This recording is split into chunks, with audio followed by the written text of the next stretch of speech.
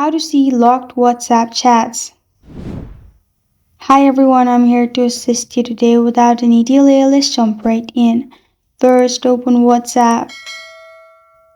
Click on Locked Chats at the top, which is below all unread favorites and groups.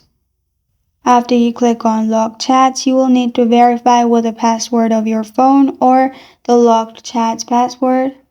Then you will be able to see locked chats of WhatsApp pop up. You'll find all the chats that are locked. But what to do if there is no option of locked chats below all these? In this way, what you can do is click on search button and then type in your secret code.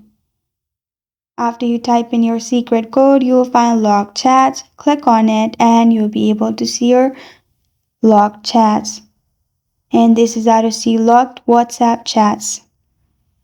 Thank you for joining me today. If this video helps you out, please leave a like and subscribe for more. Got a question or want to suggest a topic, comment below. Thank you for watching.